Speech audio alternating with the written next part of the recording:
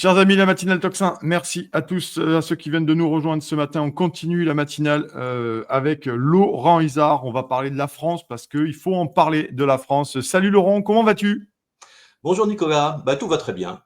Bon, mais tant mieux, tant mieux, tant mieux. Là, aujourd'hui, je ne te reçois pas pour de l'économie, hein, parce que tu as écrit pas mal de livres là-dessus. La France à la découpe, chers amis, chez l'Artilleur. Allez vraiment lire ce que fait Laurent Izard. C'est vraiment un travail d'orfèvre et ça vous permet de bien comprendre ce qui nous arrive. Mais ce matin, je te reçois. Alors, je te présente, tu es normalien agrégé d'université en économie et gestion, notamment essayiste également, essayiste. Hein, et tu viens ce matin pour nous parler de ce livre. 365 raisons d'aimer la France et les Français. C'est sorti aux très bonnes éditions aussi. Hein. Il faut toujours saluer ce travail de Via Romana. Donc, je vous invite bien sûr à aller vous le procurer parce que c'est un très bon boulot ce que fait Via Romana aussi. C'est une maison d'édition qui, à mon sens, trop confidentielle et qui mériterait d'avoir beaucoup plus une grosse communauté. Alors, elle a une communauté, mais une communauté encore plus importante. Voilà, on va en parler ce matin. Cher Laurent, pourquoi on est passé de l'analyse au scalpel de l'effondrement de l'économie française et à sa vente à la découpe à ça, vraiment aimer la France. 365 raisons d'aimer la France. Pourquoi ce livre-là? Vous savez, c'est important d'aimer la France, hein. Ouais. Et vous avez sans doute remarqué, Nicolas, qu'il y a aujourd'hui une fâcheuse tendance qui est désormais bien ancrée chez les journalistes, chez les politiques, mais aussi chez les scientifiques, et qui consiste à dénigrer de façon systématique notre pays, son passé, ses valeurs, et toutes celles et tous ceux qui l'ont servi avec grandeur. Alors, moi, j'ai voulu, je sais pas, créer une espèce de petit antidote tout à fait humblement, mais pour dire que la France a fait de belles choses et qu'elle a servi aussi le monde entier hein, par ses découvertes, par ses apports. C'est important de le dire, surtout pour les jeunes. Oui, oui. Et comment on explique ça, finalement, cette espèce de dénigrement permanent de la France? Et c'est le cas aussi dans nos élites, entre guillemets. Ne sautez pas de votre chaise, cher Toxinote, les élites, effectivement. Pourquoi ce dénigrement, Laurent? Ouais, je pense que dans certains cas, et notamment chez nos politiques, il y a une finalité derrière. Hein. On cherche à casser le passé pour imposer une espèce de nouvel ordre de valeurs, si vous voulez, plus conforme à leur façon de penser. Alors, on casse tout. On casse l'histoire, on casse tout ce qui peut apparaître comme étant le socle fondateur de notre pays pour imposer une nouvelle société qui, à mon sens, ne sera pas meilleure que l'ancienne, bien au contraire. Alors, c'est pas le cas de tous, hein, il faut bien le dire. Hein. Moi, voilà. Mais c'est vrai que c'est devenu, je sais pas, une espèce d'habitude, si vous voulez. Voilà, on dit du mal. Et puis, ça touche tout le monde. On dit que Napoléon ne pensait qu'à faire la guerre, que Louis XVI n'était qu'une vieille baderne qui était très loin du peuple. On dit que Pasteur n'a rien inventé. Vous voyez, on entend ça tous les jours, tous les jours, tous les jours. Alors c'est un peu énervant au bout d'un moment quand même. Oui, et c'est pour ça que ce livre-là vient de paraître, on va en parler. Le choix est très clair, hein. Il y a vraiment énormément beaucoup de dates, de moments importants de la France, des inventions, des moments historiques. Comment ce choix a été fait, Laurent? Comment ce choix a été fait? Parce que quand on commence à se plonger là-dedans, on peut faire un grimoire à ce niveau-là. On peut faire l'encyclopédie universaliste. Comment le choix a été fait, Laurent, concrètement? Au départ, j'ai eu l'envie, et c'est ce qui a donné lieu à ce livre, de faire une éphéméride. C'est-à-dire, pour chaque date de l'année, eh bien, trouver un événement à date anniversaire qui met en valeur notre patrimoine, notre passé, nos inventions. Vous voyez. Alors, c'est parti de cette idée-là. Voilà. Alors après, il faut trouver effectivement pour chaque date un événement intéressant. Alors pour ça, c'est quand même un gros travail de recherche. Et puis il faut faire des choix parce que c'est pas toujours facile. Et puis condenser un événement assez dense et complexe en une page, parce que c'est une page par événement. C'est aussi un exercice de style un petit peu difficile, mais j'ai pris beaucoup de plaisir à le faire parce que je sentais qu'il y avait, si vous voulez, ce besoin d'avoir un livre qui puisse synthétiser tout ça et qui n'existait pas jusqu'à présent. Oui, parce que le choix, effectivement, c'est très synthétisé, chers amis de Toxinote, c'est vraiment résumé à une page. Donc, déjà, on peut le lire de façon totalement, je ne vais pas me dire désordonnée ni désorganisée, mais on peut aller butiner, Laurent. On peut butiner dans ce livre-là. C'est le but. C'est le but. Et effectivement, il y a pas, ça permet de pas devoir lire en profondeur. C'est intéressant pour comprendre le début, comprendre la fin, lire le début. C'est vraiment intéressant. Mais ça va vraiment de tout. Ça va des inventions, ça va des moments importants, notamment il y a Pierre de Coubertin, la première pendule de Foucault également, la première séance de l'Académie Goncourt. Tout ça. C'est intéressant parce que ça montre au fur et à mesure comment la France aussi s'est constituée, elle s'est épaissie culturellement. Oui, oui. Et d'un point de vue culturel, la France a apporté énormément au monde en matière notamment artistique, sculpture, peinture, architecture, mais aussi en matière littéraire.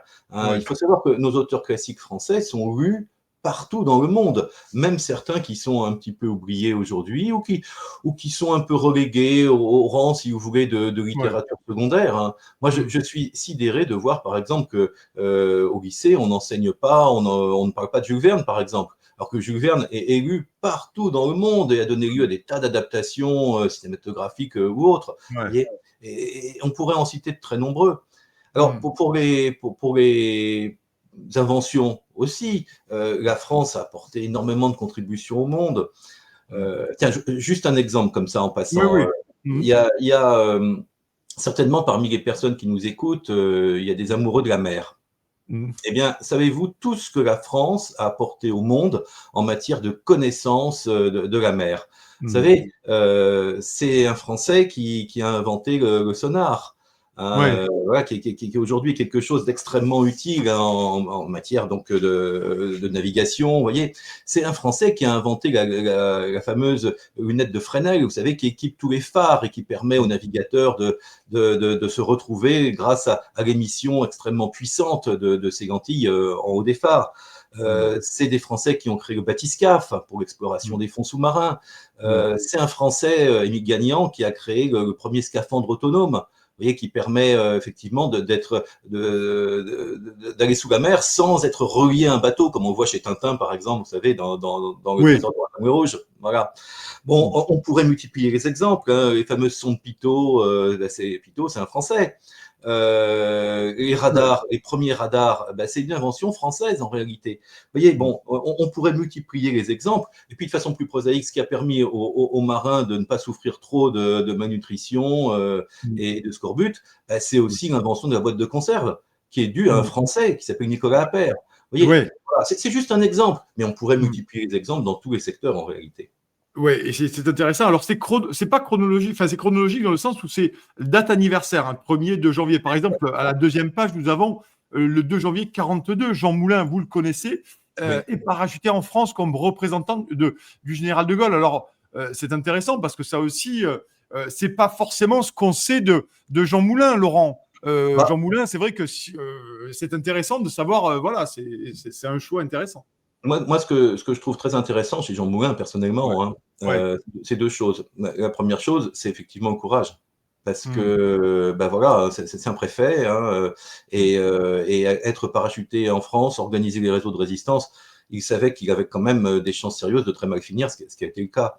Mais il y a une deuxième chose qui est très intéressante pour moi, hein, chez Jean Moulin, c'est que c'était un homme de gauche. Oui. Et cet homme de gauche, c'est rallié au général de Gaulle, si vous voulez. Dans les grands événements, moi, ce que je constate en étudiant, je ne suis pas historien, mais ce que je constate en étudiant de plus en plus l'histoire de France, ce que j'adore faire, c'est que dans les grands moments, dans les moments difficiles, parfois les Français savent se rassembler, vous voyez, quelles que soient leurs opinions politiques, religieuses.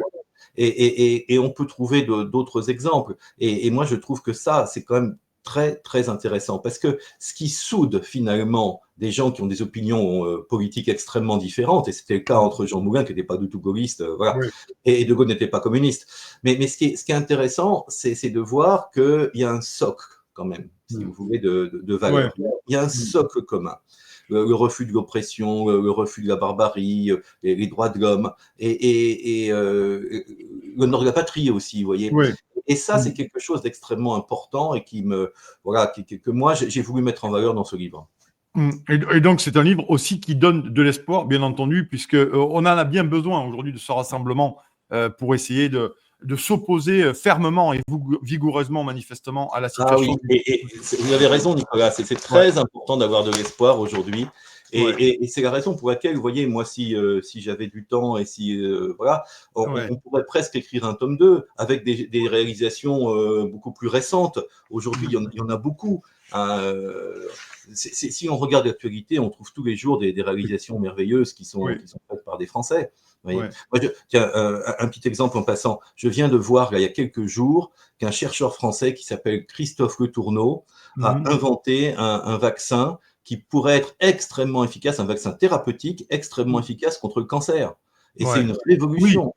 Oui, sur les cellules tumorales et les métastases. Exactement. Et il y a quelques années, c'est une chercheuse française, on peut la citer, elle s'appelle Emmanuelle Charpentier, qui a créé un outil qui permet de couper, découper de l'ADN, et ça permettra, si vous voulez, ce ciseau à ADN permettra de soigner de nombreuses maladies génétiques. Voilà. Voilà, les exemples sont multiples et c'est ça qui est très beau. Parce que souvent, les Français sont à l'origine de belles inventions. Bon, ils ne savent pas toujours les exploiter, mais ça, c'est un autre problème. Mais ils sont à l'origine de très belles inventions. Ça veut dire que finalement, on doit avoir de l'espoir que même dans ces situations compliquées que la France vit, parce qu'elle vit aujourd'hui vraiment une situation plus que compliquée, hein, on ne va pas dire désespérée parce qu'on n'est pas là pour vendre du pessimiste et c'est pas le but, notamment si on fait ça, sinon on aurait fermé la boutique, on se serait extradé ou on aurait quitté la France, c'est pas le cas. Ça veut dire que finalement, aujourd'hui, on se rend compte qu'on a quand même des raisons d'espérer assez fortement et ce livre-là nous y engage aussi, hein. Vous savez, l'espoir, c'est ce qui fait tout. Voilà. L'espoir, il doit être nourri, si vous voulez. Il faut le nourrir avec effectivement une bonne connaissance déjà de notre passé, de ce qui fait la force de notre pays. Et on l'oublie très souvent, si vous voulez. On oublie la qualité de nos chercheurs, on oublie la qualité de nos scientifiques. On oublie aussi la qualité parce qu'on n'en parle pas, mais des juristes que l'on a en France. Vous avez voilà, tout le travail qui est fait, c'est fantastique. Tiens, à propos des juristes, justement, vous savez, nous, on a une vision, forcément, on est français, on a une vision franco-française. Mais quand on se promène un petit peu dans d'autres pays du monde, on se rend compte qu'il y a des textes fondateurs qui ont eu un impact extraordinairement positif dans beaucoup de pays. Vous savez, la Déclaration des droits de l'homme de 1789, c'est quelque chose qui, aujourd'hui, en 2025, donne espoir à beaucoup de gens, si vous voulez. Le Code civil Napoléon, 1804, vous savez qu'à peine modifié, c'est encore le Code civil qui sert dans de nombreux pays, notamment des pays d'Afrique, voyez, qui est aujourd'hui le droit positif de nombreux pays d'Afrique.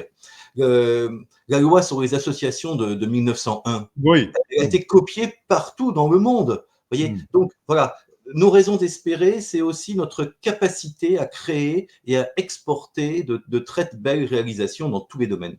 Oui, et je voudrais qu'on avance sur quelques dates, chers amis, et je vous engage à lire le livre, bien entendu, parce qu'il y a quand même beaucoup de dates, hein, c'est sur une année date anniversaire, soyons précis, notamment le 13 janvier 1898, hein, le journal L'Aurore publie la célèbre tribune « J'accuse d'Émile Zola ». Ça aussi, ça permet de le remettre au goût du jour et de se remémorer aussi ces moments importants de l'histoire française contemporaine, hein, pour le coup. Hein. Et oui, et vous voyez, là encore, c'est quelque chose de très intéressant parce que Zola était déjà très connu à l'époque. Et le fait de publier cette tribune allait à contre-courant en réalité d'une majorité de Français, mais il a eu le courage, vous voyez, de faire cette tribune, de se remettre en cause. Il a eu des soucis d'ailleurs à la suite de ça. Ça, on n'en parle pas beaucoup, mais bon voilà. Et vous voyez, moi c'est ce que j'aime beaucoup dans l'esprit français, c'est cette capacité justement à casser un petit peu l'ordre établi quand c'est nécessaire. Oui. Vous voyez, là aujourd'hui, on enregistre, on est le 18 juin. C'est l'appel du général de Gaulle. Le général de Gaulle, vous savez, il avait été élevé dans une tradition d'obéissance, de respect, une tradition militaire. Et il lance son appel en s'opposant finalement à toute la hiérarchie, si vous voulez. Il a été condamné à mort pour ça. Voyez. Il a su un moment dire non, là il y a quelque chose qui ne va pas. Donc les règles, il faut les respecter la plupart du temps, sinon c'est l'anarchie. Mais il y a un moment où c'est nécessaire de dire non et de s'engager. C'est ce qu'a fait Zola, c'est ce qu'a fait De Gaulle et ce qu'ont fait beaucoup d'autres encore. D'ailleurs, le 14 janvier, vous me tendez la perche, cher Laurent. Le 14 janvier 63, le général de Gaulle, alors président de la République, s'oppose à l'entrée du Royaume-Uni dans la communauté économique européenne, hein, ainsi qu'au stationnement, ça c'est important, le stationnement de missiles américains Polaris sur le sol français. Ça aussi, à un moment donné, c'est une volonté de souveraineté et de dire non à la colonisation ou à la vassalisation de la France, hein, quelque part. Hein. De Gaulle était un visionnaire. Je Mm. pense qu'il voyait les choses qui allaient arriver avant tout le monde, Ouais. si vous voulez. Et notamment, il a compris qu'il y avait des tentatives hégémoniques de la part des États-Unis. Il l'a compris très tôt. Voilà. Et c'est la raison pour laquelle, par exemple, il n'a pas accepté de se rendre aux cérémonies de célébration du Ouais. débarquement. Parce Mm. qu'il avait bien compris que la volonté des Américains, c'était d'asseoir leur hégémonie sur la France. Tout était prévu d'ailleurs. Hein. Il y avait une monnaie qui avait été créée spéciale, des institutions qui avaient été programmées. La France était considérée comme un pays vaincu, occupé. De Gaulle Ouais. s'y est opposé. Mais on pourrait multiplier les exemples. Hein. Vous savez, il y a une interview de Gaulle qui est très très intéressante en 1967, si je ne me trompe pas, voilà, et De Gaulle explique à propos du conflit, il y avait eu la guerre des 6 jours, à propos du conflit, si je ne me trompe pas, entre Israël et ses voisins. Et De Gaulle avait dit, attention, le conflit, il va durer très longtemps. Et il n'y aura pas de solution à court terme. Et ne croyez pas qu'une solution militaire va tout arranger en quelques jours. Ouais. Là encore, il a été terriblement visionnaire. Et on pourrait multiplier les exemples. Oui, oui, parce qu'il y a beaucoup, beaucoup de choses là-dessus et c'est toujours pareil. Hein. Ces livres-là nous permettent à un moment donné aussi de mettre en perspective ce qui se passe aujourd'hui et de peut-être mieux comprendre aussi, parce qu'il y a l'espoir, mais il y a la compréhension, Laurent aussi. Hein. Il y a ça. Hein. Il y a l'espoir et la compréhension et je pense que l'histoire est extrêmement importante pour se rendre compte aussi, porter un regard critique et beaucoup plus structuré sur la situation actuelle. Et je pense que c'est les historiens aussi qui nous permettent d'y voir plus clair. Là aussi, 21 janvier, alors j'en fais quelques-unes parce que c'est intéressant. Le 21 janvier 1793, chers amis, le roi Louis XVI, 39 ans, est guillotiné place de la Révolution. À l'époque, là aussi, c'est intéressant ce florilège de dates. Alors, c'est une des rares dates dans le bouquin, peut-être même la seule, qui est sinistre. Voilà. Alors, j'ai voulu ne mettre dans ce livre que des anecdotes ou des réalisations plus connues, mais toujours positives, si vous voulez. Alors là, voilà, on tue un roi. Et pour moi, voilà, c'est pas quelque chose du tout de positif. Alors pourquoi j'ai voulu en parler? Pourquoi j'ai voulu mettre cette date sinistre dans le livre? Bah, tout simplement parce que Louis XVI, si vous voulez, il est mort en héros, voire même certains disent presque en saint, vous voyez. Voilà. Vous voyez, c'est quand même assez incroyable, quelqu'un qui est au bord de l'exécution, au bord de la mort, bah, la seule chose à laquelle il pense, et il le dit, c'est pardonner. Voilà. Pardonner à ceux qui l'envoient à la mort, et puis faire un vœu, un souhait, c'est que son sang ne retombe pas sur la France, vous voyez. Moi, je trouve que c'est magnifique et je pense que l'histoire, qui n'est pas encore figée aujourd'hui, fort heureusement, reconnaîtra davantage la valeur de Louis XVI à travers toutes ses réalisations qu'elle ne le fait aujourd'hui. C'était une histoire tout de même, pour rallier un peu l'actualité, c'était une histoire extrêmement riche. Vous avez parlé de Louis XVI, on parlait du général de Gaulle et on pourrait parler de tant d'autres. Finalement, alors pas sur les inventions, parce que vous avez aussi parlé de ce ciseau ADN ou notamment ce Français qui a fait des énormes avancées sur les cellules tumorales du cancer pour soigner le cancer. Espérons que ça puisse être à un moment donné généralisé et que on puisse à un moment donné vivre mieux ou vivre plus longtemps, bien entendu. Aujourd'hui, tout de même, sur le plan politique, on doit quand même se dire qu'il y a, je ne veux pas faire mon passé, c'était mon réac, mais tout de même, où sont les De Gaulle, où sont les Pierre Mendès France, où sont les Louis XIV, où sont ces gens-là? On a quand même l'impression qu'il y a une décadence intellectuelle et culturelle d'une partie des gens qui sont censés nous gouverner, du moins sur la classe politique. Est-ce que vous partagez ce sentiment ou pas, Laurent? Bah, des grands hommes, hein, il y en a un ou deux par siècle. Voilà. Oui, je partage cette idée, oui, effectivement. Mais là encore, moi, vous savez, je suis plein d'espoir pour l'avenir parce que je trouve que dans le personnel politique, parmi celles et ceux qui sont connus, mais aussi beaucoup moins, bah, il y a toute une classe de trentenaires qui me semble extrêmement intéressante, dynamique, volontaire. Alors, ce qui est vrai, et ça, vous l'avez bien compris, hein, c'est que on n'a pas aujourd'hui chez nos hommes politiques, enfin, il manque deux choses à mon avis. Hein, voilà. D'abord, il manque le socle culturel. Ouais. Quand on voit à quel point De Gaulle était cultivé, quand on voit à quel point Pompidou connaissait tout de la poésie française, etc. Bon, on pourrait en citer d'autres, mais ça, c'est voilà, c'est quelque chose bon, qui malheureusement se perd. Et puis, le deuxième point, c'est la probité, c'est l'honnêteté. Vous savez, la multiplication des condamnations en justice de nos hommes politiques. Vous ne pouvez pas imaginer à quel point ça fait du mal à notre pays. Parce que, qu'on le veuille ou non, nos politiques, ce sont des modèles pour la population, pour les jeunes. Vous voyez. Alors évidemment, ça fait bizarre de dire ça, mais parce que c'est pas des modèles au sens d'un rappeur ou d'un. Vous voyez. Bon, voilà, mais en réalité, quand ils voient ce que les hommes politiques se croient permis en matière financière, mais aussi dans le fonctionnement de l'Assemblée nationale, qui est diffusé à la télé. Après, il ne faut pas s'étonner de certains comportements des jeunes, si vous voulez. Voilà, il y a une espèce de mimétisme. Hein. Si eux peuvent le faire, pourquoi moi je le ferais pas? Voilà. Alors moi, je trouve ça extrêmement dramatique. C'est ce qui manque le plus, je crois, nos hommes politiques aujourd'hui, c'est la probité. Vous savez, on parlait de Gaulle tout à l'heure. Juste une petite anecdote. Oui. 2 ans après sa mort, il y a un journaliste qui allait interviewer sa veuve, Yvonne, à la Boisserie. Et c'était l'hiver. Et dans la maison, il gelait. Voilà. Et alors, le journaliste s'est permis de lui dire, écoutez, madame, voilà, il fait vraiment froid chez vous, vous n'avez pas froid. Et elle a répondu, j'ai pas les moyens de me chauffer davantage. Mais bon, voilà, vous voyez, bon, De Gaulle. Ça nous change de Brigitte Macron qui a refait l'Élysée à son goût et avait l'argent des Français, par exemple. Voilà, voilà. Moi, voilà, tout est dit. Est-ce que, Laurent, là-dessus, c'est quand même une ode aux élites passées, notamment.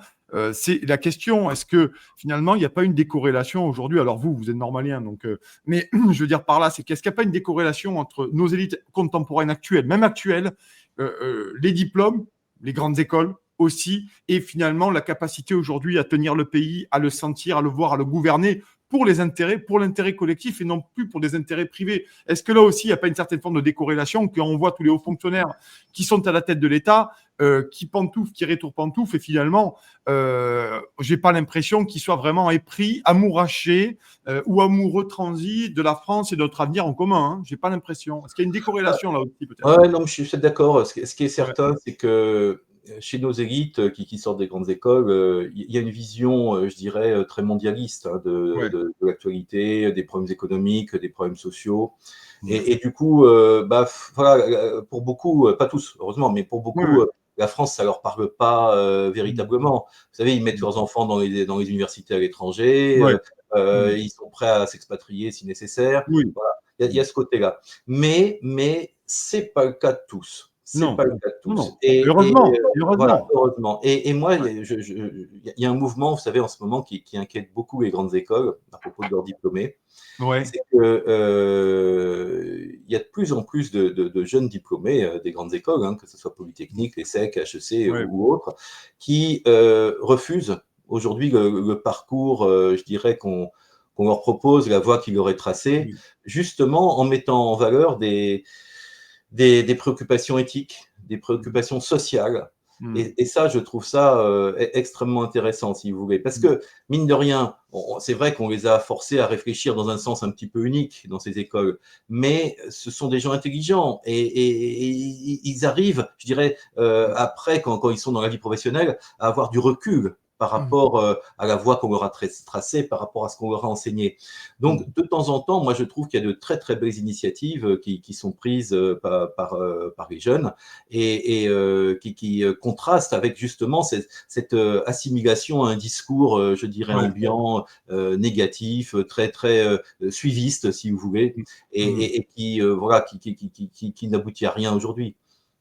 Bon, on a vu, j'ai une anecdote qui me vient en tête, elle est assez récente. On a vu Jean-Noël Barrot, le ministre des Affaires européennes, notamment, parce que c'est même pas le ministre des Affaires étrangères, c'est le ministre des Affaires européennes. Enfin, c'est le ministre de la Soumission européenne qui a fait un discours, je crois que c'était à HEC il y a quelques jours en anglais.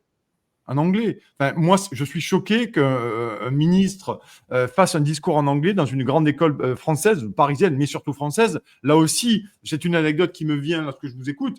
Je me dis, mais on est tombé vraiment bien bas. Ces gens ne s'interdisent plus rien, en fait. Vous avez raison, hein, Mm. c'est effectivement une tendance aujourd'hui. Voilà, quand je parlais de mondialisation des élites, hein, on y est tout à fait. Voilà. Et puis, moi, je trouve dommage, plus généralement, qu'il y ait aujourd'hui dans le monde une perte d'influence de la langue française. Vous voyez, Oui, oui, on voit que dans de nombreux pays d'Afrique, le français, la francophonie, on enseignait le français, c'était même parfois la langue officielle et ça oui. disparaît peu à peu parce que derrière la langue française, c'est la culture française qui Mm. disparaît. Derrière la culture française, c'est l'influence française qui disparaît. Et là, je trouve que c'est extrêmement dommage parce que, bon, je dis pas que la France a fait que du bien hein, dans ces pays-là, hein, c'est pas Oui, mon propos du tout, oui. mais je pense que la culture et les valeurs qui vont remplacer la culture et les valeurs françaises ne sont pas à la hauteur, très clairement. Oui, ouais, il y a une perte absolue, un effondrement culturel de notre influence linguistique et culturelle. Hein. Oui. Et elle a été accélérée d'ailleurs par les décisions complètement catastrophiques qui ont été prises depuis les dernières années, qui ont été accélérées notamment par Emmanuel Macron, notamment en Afrique. Hein, concrètement, on a été littéralement expulsés à coups de pied de pompe dans les fesses, pour pas dire autre chose. Et ça pose vraiment des questions. Il nous reste encore 3-4 minutes, Laurent Izard. Merci d'être là ce matin, Laurent, pour nous parler de ce livre. Chers amis, n'hésitez pas à vous le procurer. 365 raisons d'aimer la France et les Français aux éditions Via Romana. Et je vous le répète, pour ceux qui viennent nous rejoindre, n'hésitez pas à aller fouiller chez Via Romana parce qu'il y a pas mal de bons titres. Et nous recevons régulièrement sur Toxin des auteurs de Via Romana. Donc ce matin, c'est le cas avec Laurent Izard. Vous le connaissez hein, notamment pour son livre À la sueur de ton front, les vraies conséquences de la mondialisation sur le travail en France aux éditions L'Artilleur. Et la France vendue à la découpe, toujours chez Édition Artillère. Donc, n'hésitez pas à vous les procurer. On va finir sur le général de Gaulle. Il y a plein de sujets. Hein. Le livre est vaste. Il y a plein de questions. Le 7 mars 1966, la France quitte le commandement militaire intégré de l'OTAN, l'organisation du traité de l'Atlantique Nord. Là aussi, on a bien vu que Sarko nous y a remis. Manifestement, c'était des grandes décisions du général de Gaulle dans lesquelles la France récupérait son indépendance et sa capacité d'agir ou de ne pas agir d'ailleurs, hein, pour le coup. Oui, et on a une actualité là-dessus, hein, Ouais, oui. parce que tout s'enchaîne. Hein, Ouais. il y a un projet aujourd'hui de mutualisation de la force nucléaire française entre les différents pays de l'Union européenne. Si vous voulez, le général de Gaulle, lui, croyait fermement que la France avait tout intérêt à être autonome, Oui. militairement, stratégiquement, pour de multiples raisons. Alors aujourd'hui, c'est vrai que les armes coûtent de plus en plus cher. C'est vrai qu'il y a l'aspect politique qui fait qu'on veut tout mutualiser en Europe et notamment l'armement, mais aussi la stratégie militaire, le commandement militaire. Voilà. Moi, je pense que c'est quand même assez dangereux pour plusieurs raisons. Et une des raisons, si vous voulez, c'est que aujourd'hui, on voit au sein de l'Union européenne que la France a une influence qui est extrêmement réduite hein, par rapport notamment à l'Allemagne. Donc, Ouais. moi, je voudrais pas que nos décisions militaires soient subordonnées à l'accord des Allemands, si vous voulez. Voilà. Et puis, je voudrais pas que, comme ça a été le cas en 1914, nous soyons par un jeu d'alliance entraînés dans des conflits qui nous dépassent. Bon, moi, je pense qu'aujourd'hui, voilà, le conflit, notamment entre la Russie et l'Ukraine, on s'implique, à mon avis, excessivement là-dedans. Je pense que nous avons tort. Et je pense qu'effectivement, avoir une indépendance totale de décision militaire, c'est quelque chose à laquelle je suis très attaché. Vous savez, on a des constructeurs extraordinaires. On est capable de construire des chars tout seul, on est capable de Ouais. construire des porte-avions tout seul, on est capable de faire des missiles tout seul, on est capable évidemment de faire des avions parmi les meilleurs du monde tout Ouais. seul. Mm. Donc voilà, ça n'interdit pas les alliances. Hein. Moi, je suis pas en train de Oui, dire mais oui. voilà, mais il faut rester souverain, il faut Mm. rester autonome pour que les Français puissent décider eux-mêmes de leur avenir. Puis celui qui nous cherche, le chef des armées, Macron, il raconte n'importe quoi, n'importe où, n'importe comment, il se dédie du soir au matin. Manifestement, là aussi, on a quand même quelqu'un qui est comme un canard sans tête. qui raconte n'importe quoi sur Israël et l'Iran. Sur l'Ukraine, c'est pareil, il a mis beaucoup d'argent sur des aides directes ou des aides via la Commission de Bruxelles. Et là aussi, sur les conflits israélien-Iran, il a dit tout et son contraire en l'espace de 10 jours. Hein. Tout et son contraire. Il y a une loi d'airain en matière de diplomatique, si vous voulez. C'est que si on veut être crédible à l'étranger, eh bien, il faut avoir un discours à la fois clair et constant. Voilà. Là, on est crédible.